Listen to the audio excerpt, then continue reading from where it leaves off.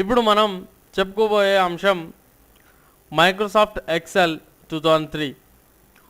So Microsoft Excel అనేది లేదా MS Excel అనేది గణాంక అంశాలను కంప్యూటర్లో పొందుపరిచేందుకు ఉపయోగించే ఒక సాఫ్ట్వేర్. సో ఇదేంటంటే గణాంక అంశాలు అంటే సింపుల్గా చెప్పడానికి లెక్కలు చేయడానికి దీన్ని వాడతామని గమనించండి. సో ఎంఎస్ ఎక్సెల్ అనేది మైక్రోసాఫ్ట్ ఆఫీస్లో ఉండే ఒక అంశం. సో దాన్ని ఇప్పుడు మనం నేర్చుకుందాం. సో ఎంఎస్ ఎక్సెల్ని లేదా మైక్రోసాఫ్ట్ ఎక్సెల్ని ఓపెన్ చేద్దాం. దానికి స్టార్ట్ మెనూపై క్లిక్ చేసి ప్రోగ్రామ్స్లో మైక్రోసాఫ్ట్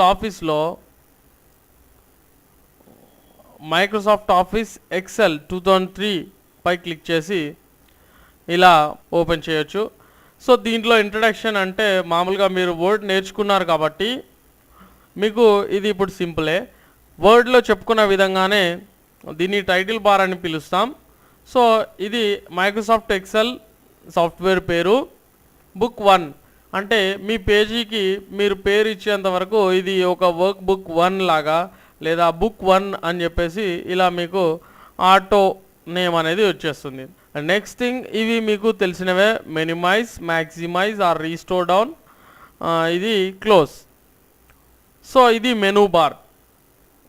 దాంట్లో ఉన్న విధంగానే file, edit, view, insert, format లాంటి రకరకాల మెనూస్ మనకి ఇక్కడ అందుబాటులో ఉన్నవి. వాటి ఉపయోగాలు కొన్ని వేరుగా ఉన్నప్పటికీ చాలా వరకు దానిలాగానే ఇది కనిపిస్తుంది. సో ఇది స్టాండర్డ్ టూల్ బార్. ఇక్కడ మీకు కనిపిస్తున్నది నేమ్ బాక్స్ అంటారు దీన్ని. సో ఈ నేమ్ బాక్స్ ఎలా పనిచేస్తుంది ఏంటి అనేది మనం ముందు తెలుసుకుందాం. సో ఇది ఫార్ములా బార్. సో దీన్ని ఒక షీట్ అని చెప్తారు. సో లేదా వర్క్ షీట్ అని చెప్పేసి దీన్ని చెప్తారు. ఈ వర్క్ షీట్స్ 3 మనకి ఇక్కడ డిఫాల్ట్గా ఓపెన్ అయి ఉంటవి మనం ఓపెన్ చేసిన బుక్లో. సో దీన్ని మొత్తంగా కలిపి ఒక వర్క్ బుక్ అని చెప్పేసి చెప్తారు. మీరు ఎన్ని షీట్లైనా దీంట్లో పెట్టుకోవచ్చు, లేదా ఒకటే షీట్తో మీరు వర్క్ని పూర్తి చేసే అవకాశం కూడా మీకు ఇందులో ఉంటుంది. సో ఇక్కడ హెల్ప్కి సంబంధించిన కొన్ని అంశాలు ఉన్నవి. సో ఇవి మనకి ఇప్పుడు అక్కర్లేదు. క్లోజ్ చేసేస్తే ఇలా మనకు వర్క్ షీట్ అనేది కనిపించడం జరుగుతుంది. సో దీంతో ఎలా వర్క్ చేయాలి ఏంటి అనేది ఇప్పుడు మనం చూద్దాం. సో ఇక్కడ చూడండి, దీన్ని వర్క్ షీట్ లేదా స్ప్రెడ్ షీట్ అని చెప్పేసి పిలవడం జరుగుతుంది. అంటే మామూలుగా ఈ ఒక వరుస 2 వరుసలు ఇలా అనుకోండి, ఏ కాలం, బి కాలం, సి కాలం, డి కాలం ఇలా అనుకోండి. సో ఇవి రోస్, ఇవి కాలమ్స్. సో ఈ రోస్ మరియు కాలమ్స్ ఆధారంగా ఈ మైక్రోసాఫ్ట్ ఎక్సెల్ అనే సాఫ్ట్వేర్ పనిచేస్తుందని గమనించండి. సో ఇక్కడ చూడండి, మనం ఎక్కడైనా క్లిక్ చేసినప్పుడు ఇది ఇలా ఒక బాక్స్ అనేది హైలైట్ అవ్వడం జరుగుతుంది.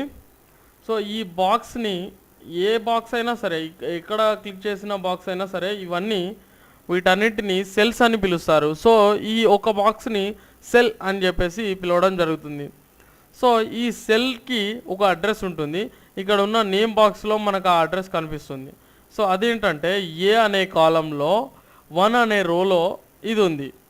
అంటే ఈ 1 అనే రోలో ఉన్న ఏ అనే కాలంలో ఉన్న ఈ సెల్కి పేరుని A1గా ఇది గుర్తించడం అనేది జరుగుతుంది. సో ఇక్కడ చూడండి, ఇక్కడ పెట్టినప్పుడు B10, E20 చూడండి, మనం ఏది సెలెక్ట్ చేస్తే దాని అడ్రస్ అనేది ఇక్కడ మనకు చూపించడం జరుగుతుంది. అలాగే ఈ నేమ్ బాక్స్లో చూడండి, ఇప్పుడు సపోజ్ C10 అన్నారనుకోండి, మీరు C10కి ఆ సెల్ వెళ్ళిపోవడం అనేది జరుగుతుంది. చూడండి ఇది. సో ఇలా నేమ్ బాక్స్ అండ్ సెల్స్ అనేవి పనిచేస్తామని అర్థం చేసుకోండి. అండ్ నెక్స్ట్ థింగ్, ఇక్కడ ఉన్న ఫార్ములా బార్లో మనం ఫార్ములాస్ అనేటివి ఎంటర్ చేస్తుంటాం. సో అది ఎలా పనిచేస్తుంది ఏంటి అనేది ఇప్పుడు మనం తెలుసుకుందాం.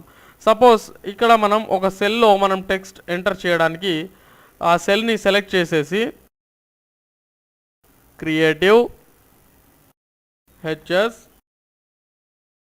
వైషు. సో ఇలా మనం మౌస్తో క్లిక్ చేస్తూనే దీన్ని జరపాల్సిన అవసరం కూడా ఏం లేదు. సో చూడండి, దీన్ని కీబోర్డ్ పై ఉన్న డౌన్ ఆరో మార్క్ని క్లిక్ చేస్తూ కూడా మీరు ఇలా కిందికి జరుపుకునే అవకాశం అనేది మీకు ఉంటుంది. సో ఇలా కొన్ని పేర్లు అనేవి రాస్తున్నా నేను. ఏ బాక్స్ని సెలెక్ట్ చేస్తే లేదా ఏ సెల్ని సెలెక్ట్ చేస్తే దాంట్లో టైపింగ్ అనేది జరుగుతుంది.